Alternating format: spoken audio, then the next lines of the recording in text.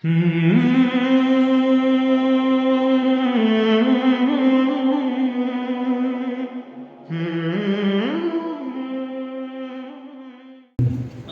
عليكم ورحمة الله وبركاته.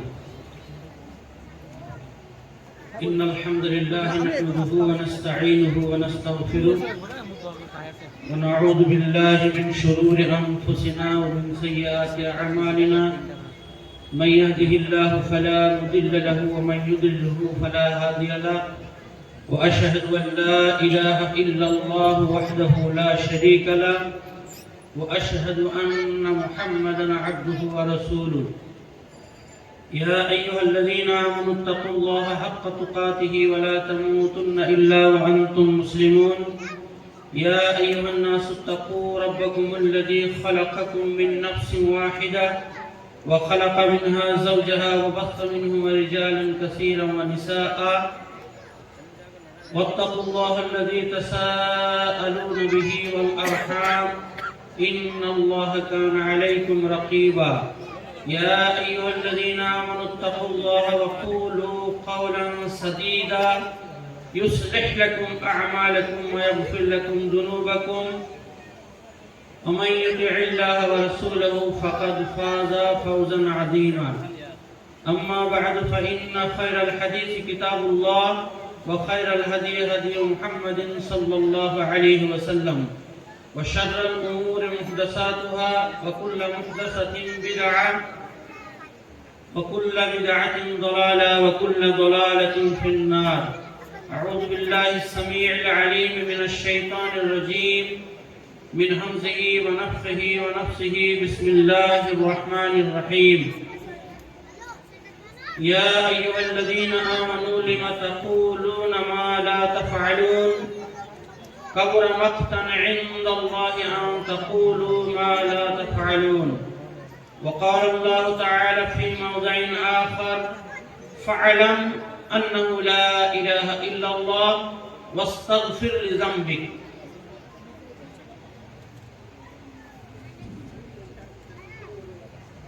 حمد সানার পর পবিত্র কালামুল্লাহ সূরা আস-সাফের দুটি আয়াত তেলাওয়াত করলাম, তারপর একটি আয়াতের টুকরো পরিবেশন করলাম। আমার আলোচ্য বিষয় বুঝতে পেরেছেন যে ইলম অর্জন কোন পথে আমরা করব, কাদের কাছ থেকে ইলম অর্জন করব। এই একটা বিশাল সমস্যা। আর এই সমস্যাটা এখন থেকে না, বরং নবী সাল্লাল্লাহু আলাইহি ওয়াসাল্লামের বিদায়ের পর সাহাবাদের জামানার পর থেকেই বা কিছু কিছু সাহাবা বেঁচে ছিলেন তাবিঈদের যুগ থেকেই এই সমস্যা। যদিও আমরা মনে করি এই সমস্যাটা এখন দেখা দিয়েছে ইউটিউব আসার পর, কিন্তু না, এই সমস্যাটা এখন ব্যাপক ধারণ করেছে। কিন্তু সমস্যার সমাধান এই ব্যাপক ধারণ করেছে, কিন্তু এই সমস্যাটা প্রায় তাবিঈদের জামানায় আল্লাহর নবীর বিদায়ের পরপরই এই সমস্যা দেখা গেছিল যে ইলম মানুষ অর্জন করত, যে সে ইলম বয়ান করত, যে সে দাঁড়িয়ে বক্তব্য দিত, আর তাদের বক্তব্য সাধারণ মানুষ শুনত। যদি কোনো উলামায়ে কেরাম বলতে যেতেন তো তাকে তুচ্ছ করা হতো। আবু জিনাদ রাহিমাহুল্লাহ কাছ থেকে ইমাম মুসলিম রাহমাতুল্লাহ আলাইহি বয়ান করছেন মুকাদ্দামাতে, তার সহিহ মুসলিমের মুকাদ্দামাতে, যে মদিনার বুকে শত শত সাহাবা, শত শত তাবেঈন তারা ইলম নিয়ে আলোচনা করতেন, ইলমের প্রচার এবং প্রসার করতেন। শিক্ষা নিয়ে প্রচার এবং প্রসার হতো, শিক্ষা নিয়ে ব্যাপক আলোচনা চলত। কিন্তু তাদের কাছ থেকে আহলে ইলম যাদেরকে বলা হয় আলিমগণ, তাদের কাছ থেকে শিক্ষা নিতেন না। তো বলা হলো পরবর্তীতে যে কেন নেওয়া হতো না। তো ইমাম মালিক রাহমাতুল্লাহ আলাইহি বলছেন যে এই জন্য তাদের কাছ থেকে ইলম নেওয়া হতো না, তাদের কাছে শিক্ষা গ্রহণ করা এই জন্য হতো না, তাদের কাছে আহলে ইলমরা এই জন্য নিতেন না যে তারা শুধু কিতাবপত্র রটে রটে পড়তো, আরবি সেন্টেন্স ভালোভাবে বলতে পারতো না, তার কোনটা কি মানে হবে সেটা জানতো না, শুধু বিভিন্ন রকমের কিতাব পড়তো আর সেই কিতাবগুলো পড়ে রটিয়ে বয়ান করতো। যেমন এখন ইউটিউবে বিভিন্ন আলেমের দিন সেজে, যদি সে আলেমের দিন নয় তবু লম্বা দাড়ি রেখেছে, পাঞ্জাবি, জুব্বা, পাগড়ি এবং নিজেকে নিজে কিভাবে আলেম পেশ করবে সেটা ত্রুটি রাখে না, এবং কোরআন এবং হাদিসের রেফারেন্স দিয়ে সে রেফারেন্স থাক আর না থাক সমাজকে বলে দিচ্ছে। আমরা ভাবছি, যেমন প্রশ্ন করলে কিছু কিছু মানুষ বলে এই বিষয়ে আমার জানা আছে, অমুকের কাছ থেকে শুনেছি, এই বিষয়ে আমার জানা আছে, অমুকের কাছ থেকে শুনেছি, কিন্তু আদৌ কি সবারই কাছ থেকে শুনে তা বয়ান করা যায়? রাসূলুল্লাহ সাল্লাল্লাহু আলাইহি ওয়াসাল্লাম বলেছেন যে মানুষের জন্য মৃত্যু হওয়া যথেষ্ট। অর্থাৎ একটা মানুষকে মিথ্যুক বলা যাবে শুধু এই কারণে যে সে কারো কাছ থেকে শুনলো আর শোনার পর কোন রকমের যাচাই নাই বয়ান করতে আরম্ভ করলো। কোথাও ইউটিউবে লম্বা পাগড়িওয়ালা, লম্বা দাড়িওয়ালা, লম্বা পাঞ্জাবিওয়ালা বেশ ফাটবাট করে সে বয়ান করেছে, সেই বয়ানে আকৃষ্ট হয়ে সে বয়ান করতে আরম্ভ করলো। রাসূলুল্লাহ সাল্লাল্লাহু আলাইহি ওয়াসাল্লাম বলেছেন তার জন্য মৃত্যু হওয়া যথেষ্ট। মানে সে মৃত্যু, যা শুনলো তা বয়ান করলো কিন্তু তাহকিক করলো না, যাচাই করলো না। তো এটা নবী করিম সাল্লাল্লাহু আলাইহি ওয়াসাল্লামের পরে পরে সাহাবাদের তাবিঈনদের যুগে বহু মানুষ ছিল, শত শত মানুষকে দেখা যেত যারা শিক্ষা নিয়ে আলোচনা প্রচার প্রসার করতেন। যেমন আমরাও প্রচার প্রসার করছি মিডিয়ার মাধ্যমে, সোশ্যাল মিডিয়ার মাধ্যমে। একটা কোনো কিছু পাচ্ছি, হাদিসের সেন্টেন্স হোক, কোরআনের সেন্টেন্স হোক, তার সত্য মানে ঠিক কিনা, তার ব্যাখ্যা ঠিক কিনা, কোনো রকমের যাচাই না করে ফরওয়ার্ড করে দিচ্ছি, বিভিন্ন জনকে ফরওয়ার্ড করে দিচ্ছি। এই হাদিস মোতাবেক যে মানুষের জন্য মৃত্যু হওয়া যথেষ্ট, যা সে শুনলো তা বয়ান করলো, কোনো যাচাই করলো না।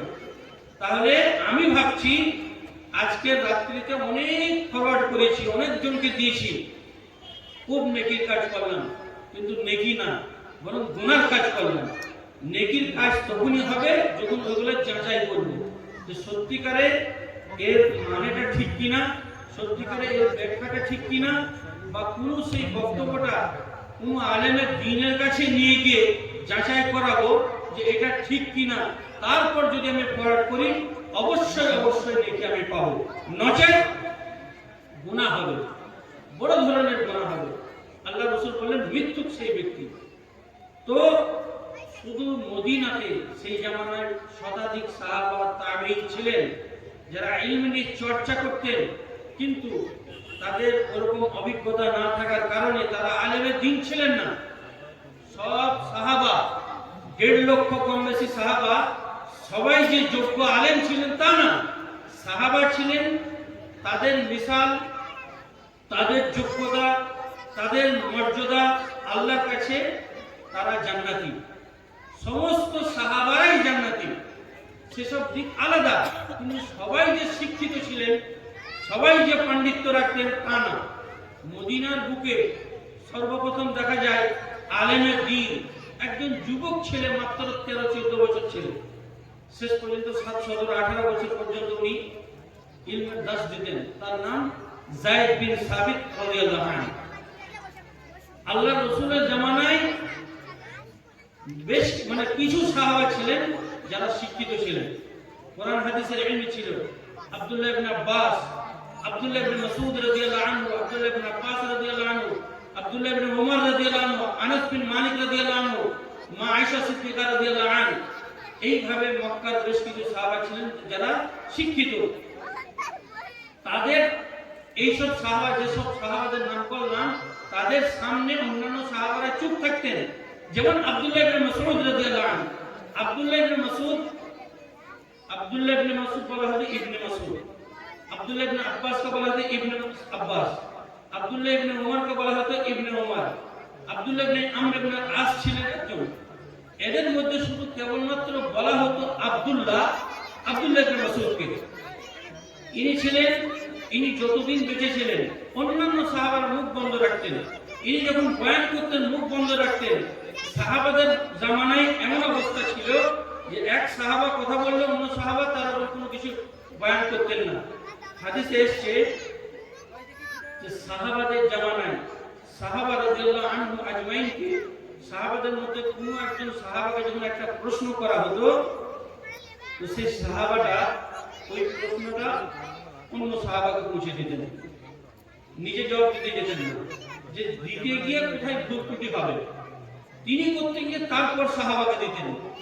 এইভাবে একের পর এক অন্যান্য সাহাবাদের ঘুরে এসে দেখা যেত তার কাছে আবার এসে প্রশ্ন এলো। একজন সাহাবাকে জিজ্ঞাসা করা হলো, তিনি দ্বিতীয়, তিনি তৃতীয়, তো চতুর্থ, পঞ্চম, এই করতে করতে ওই প্রশ্নটা আবার সেই সাহাবার কাছে যখন আসতো, যখন জবাব দেওয়ার সময় হতো, তখন হাদিসে এসছে যে সেই সাহাবার চেহারা লাল হয়ে যেত, রাগে চেহারায় পরিবর্তন হয়ে যেত। তারপর জবাব দিতেন, জবাব দেওয়ার পর বলতেন আল্লাহু আ'লাম, আল্লাহু আ'লাম, আল্লাহ ভালো জানেন। আজকালকার ইউটিউবের যেসব মুফতি বেরিয়েছে, এদের যত রকমের যারা বেশিরভাগ ব্রাদার্স বলা হচ্ছে, বেশিরভাগ মুফতি এদেরকে যত রকমের প্রশ্ন করতে পারেন সঙ্গে সঙ্গে প্রশ্নের উত্তর রেডি। আর একবারের জন্য ওদের মুখ থেকে বেরোচ্ছে না যে আল্লাহ আ'লাম, মানে আল্লাহ ভালো জানেন, এই কথা বেরোয়নি। মারি রোডে আমার সভাপতিত্বে একটা জালসা হলো, দুঃখ লাগলো যে একদম সাধারণ থেকে সাধারণ বক্তাকে সেখানে প্রশ্ন উত্তরের জন্য দেওয়া হলো। আর সেখানে আমার উস্তাদ তথা 45 বছর থেকে যিনি দর্শ বুখারী দিচ্ছেন মাওলানা আশরাফুল হক রহমানী সাহেব ছিলেন, তাকে প্রশ্ন করা হলো না। প্রশ্নের কাগজ ধরানো হলো একজন সাধারণ বক্তাকে তার হাতে, এবং বলা হলো যে আপনি উত্তর দিন। আর মাওলানা আশরাফুল হক রহমানী তিনি মুফতি, শাইখুল হাদিস, কারি, বড় মুহাদ্দিস, তাকে জিজ্ঞাসা করা হলো না। এখনকার দিনে এরকম নবীর যুগের পরে, সাহাবাদের যুগের পরে, তাবিঈনদের যুগে এরকম ছিল। ইমাম মালিক রাহমাতুল্লাহ আলাইহি বলছেন যে তাদের কাছে যারা ইলম নিয়ে আলোচনা করত, চর্চা করত, শিক্ষা নিয়ে, তাদের কাছ থেকে শিক্ষা মুহাদ্দিসরা গ্রহণ করতেন না। কিসের কারণে? যে তারা যে শিক্ষা গ্রহণ করেছে এর ওর কিতাব দেখে, এর ওর কথা শুনে, তারা কোনো উস্তাদের কাছে যায়নি। খাস করে কোরআন এবং হাদিস শিক্ষাকে উস্তাদ চাই, প্রত্যেকটা কাজেরই উস্তাদ থাকে, কোনো উস্তাদের কাছে গিয়ে তারা শিক্ষা গ্রহণ করেনি। যার জন্য ইমাম মালিক রাহমাতুল্লাহ আলাইহি বলেছেন যে না, এই বাচ্চাগুলোকে একটু চুপ করাই দিলে তো নাহলে বক্তব্য অসুবিধা হবে, একদম বার করে দেবে সেখান থেকে। এই স্টেজের সামনে এরকম চিল্লাইলে বক্তব্য হয়?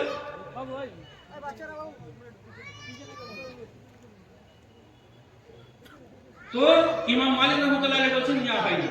তো কিরকম লোকে বক্তব্য হতো তাবিঈনদের জামানায়, তার একটা উদাহরণ, সেই যুগে ইমাম আহমদ ইবনে হাম্বল রাহিমাহুল্লাহ, যার 10 লক্ষর উপর হাদিস মুখস্থ ছিল, যে 4টা মাযহাব তৈরি হয়েছিল পরবর্তীতে যে ইমামদের ইন্তেকালের পরে, সেই ইমাম হাম্বলি মাযহাব, সেই ইমাম আহমদ ইবনে হাম্বল, ইমাম আহমদ ইবনে হাম্বল এবং একজন বড় মুহাদ্দিস ছিলেন যার নাম ইবনে মাইন রাহিমাহুল্লাহ। ইনারা একদিন মসজিদে নববীতে বসে আছেন, আর সেখানে একজন ওই হাফেজ আইনুল সাহেব বলতেন একটা কথা, যে দুপাতা পড়া, কোথায় এদিক ওদিক করে দেখে বক্তব্য শিখে নিয়ে, সেই জামানার কথা বলছি, বক্তব্য দিতে আরম্ভ করলো। কি বক্তব্য? ইমাম আহমদ ইবনে হাম্বল এই বলেছেন, ইমাম আহমদ ইবনে হাম্বল এই করেছেন, ইমাম আহমদ ইবনে হাম্বলের একটা ঘটনা শুনিয়ে দিল। সমস্ত ঘটনাগুলো মিথ্যা, নিজে তৈরি করা। ইমাম ইবনে মাইন এই বলেছেন। কেন ইমাম ইবনে মাইন এই বলেছেন?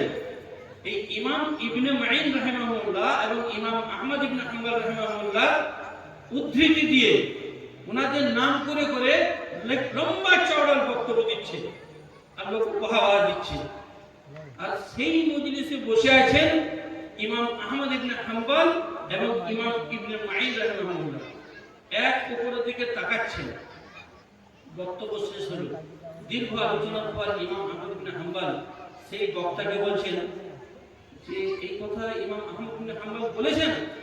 হ্যাঁ, ইমাম আহমদ ইবনে হাম্বল বলেছেন। আচ্ছা, ইমাম আহমদ ইবনে হাম্বল বলেছেন? বলে হ্যাঁ। আবার জিজ্ঞাসা করা হলো, ইমাম ইবনে মাঈন রাহিমাহুল্লাহ এটা বলেছেন? হ্যাঁ। মানে তর্ক উড়িয়ে দিচ্ছে।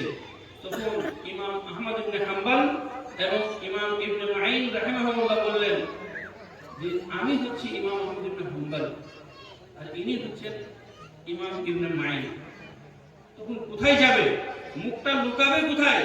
তখন সে বলতে লাগলো, আমি শুনেছিলাম যে এলাকাতে দুজন ইমাম আছে, বুকা আছে, একেবারে মূর্খ আছে, ইমাম আহমদ ইবনে হাম্বল এবং ইমাম ইবনে মাঈন। আর আমি সচক্ষে সেই বুকা দুটোকে দেখে নিলাম। আস্তাগফিরুল্লাহ। এই ছিল বক্তাদের অবস্থা। একটি আয়াত কোরআন মাজিদে তেলাওয়াত করেছি, ইয়া আইয়ুহাল্লাযীনা আমানু লিমা তাকুলুনা মা লা তাফআলুন। কিছুটা বললাম যে ইলম আমাদের কাদের কাছ থেকে নিতে হবে, বিশেষ করে সাহাবারা। ফাইন আমানু বিমিসলি মা আমানতুম বিহি ফাকাদ ইহতাদাউ, আল্লাহ বলেছিলেন তারা যেমন ভাবে ঈমান এনেছেন সেই ঈমান যদি আমরা আনতে পারি তো আমরা হেদায়েত পেয়ে যাব। ঠিক কোরআনের তাফসীর সাহাবারা কিভাবে করেছেন সেই অনুযায়ী আমাদের কোরআনের তাফসীর করতে হবে। সাহাবারা যে আয়াতের মানে যা বুঝেছেন আমাদের সেরকম বুঝতে হবে। হাদিসের মানে সাহাবারা যা বুঝেছেন সেরকম আমাদের বুঝতে হবে। নিজের বোঝার সঙ্গে বুঝলে হবে না। কোরআন এবং হাদিস একেবারে সাহাবাদের কাছ থেকে যারা গ্রহণ করেছেন সালফুস সালেহিন, যে প্রত্যেকটা হাদিসের সনদ সহি। জয়ীফ হাদিস বয়ানও করা যাবে না, জয়ীফ হাদিসের উপর আমলও করা যাবে না। আর শত শত জাল হাদিস, জয়ীফ হাদিস আজকালকার বক্তারা শুধু না, সারা জামানার সব সময় বক্তারা এগুলো করতে থাকেন। আর সেই বক্তাদেরকে আমরা বহু টাকা খরচা করে নিয়ে আসি। তারা 1 ঘন্টা, 1.5 ঘন্টা, 2 ঘন্টা, 3 ঘন্টা বক্তব্য দেয়। আমাদের আলহামদুলিল্লাহ এই এলাকাতে 10টার পর হয় না, কিন্তু পাড়া গ্রামে সারা সারা রাত্রি পর্যন্ত আবার নসিহত হয়। আর সে এমন বয়ান করে, একজন ব্যক্তিকে, একজন বক্তা সে নামাজ সম্পর্কে এমন বয়ান করবে আপনাদের সবাইকে কাঁদিয়ে দিবে, অথচ যাচাই করে দেখলে দেখা যাবে নামাজের ত্রুটি তার মধ্যে আছে। একজন বক্তা মা বাপের সেবা কি করে করতে হয় সে সম্পর্কে খুব ভালো বক্তব্য দেবে, অথচ দেখবেন যাচাই করে নিজেই মা বাপকে ভাত দেয় না। আল্লাহ সে কথা বলছেন, ইয়া আইয়ুহাল্লাযীনা আমানু, হে ঈমানদারেরা, লিমা তাকুলুনা মা লা তাফআলুন, তোমরা যা বলো তা করো না কেন? কাবুরা মাকতান ইনদাল্লাহ আন তাকুলু মা লা তাফআলুন, আল্লাহর নিকট আল্লাহ তাদের উপরে খুবই রাগান্বিত হন, অসন্তুষ্ট হন। কাদের উপরে? কাদের উপরে? লিমা তাকুলুনা মা লা তাফআলুন, যারা বলে অথচ করে না। অধিকাংশ বক্তার অবস্থা এরকম, কারণ সহিহ কোরআন এবং হাদিস থেকে তারা বয়ান করে না। তো আমাদের বয়ান শুনতে গেলে সহিহ কোরআন এবং হাদিসের বয়ান শুনতে হবে। আমি বেশ কিছু আলেমের দ্বীন, উর্দু আলেমের দ্বীন মুকাররির যারা 99% সহি বয়ান করে থাকেন, যাদের আকীদা ভালো, যাদের বক্তব্য শুনে আপনি উপকৃত হবেন এবং আপনার ইহকাল পরকাল মঙ্গলময় হবে, সেরকম কিছু বক্তার নাম আমি বলি। সর্বপ্রথম আল্লামা হাফেজ জালালউদ্দিন কাসমি। আল্লামা হাফেজ জালালউদ্দিন কাসমি, যার মালেগাঁও বাড়ি, কোরআনের মুফাসসির, হাফেজ হাদিস, জামিয়া দারুল উলুম, মাদ্রাসা দারুল উলুম দেওবন্দ থেকে তিনি ফারেগ হয়েছিলেন এবং বিশেষ করে কোরআনের এবং হাদিসের খুব ভালোভাবে রিসার্চ করেছেন। এনার বক্তব্য আপনি নির্দ্বিধায় শুনতে পারেন এবং ওনার বক্তব্য শুনে মোটামুটি বয়ান করতে পারেন। 1 নম্বর জালালউদ্দিন কাসমি। 2 নম্বর পুনা শহর, পুনে যেটাকে বলি, সেই শহরের বিখ্যাত আলেম, ইন্টারন্যাশনাল আলেমের দ্বীন, তার নাম শেখ আবু যায়েদ জামিল। আবু যায়েদ জামিল তার বক্তব্য ছিল, যদিও প্রথম দিকে উনি আলেম ছিলেন না, পরবর্তীতে উনি রিসার্চ করেছেন। বিখ্যাত আলেমের দ্বীন আবু যায়েদ জামিল। 3 নম্বর আব্দুল আজিম উমরি, ব্যাঙ্গালোরে একটা মসজিদের ইমাম আব্দুল আজিম উমরি মাদানী, খুবই ভালো বক্তা।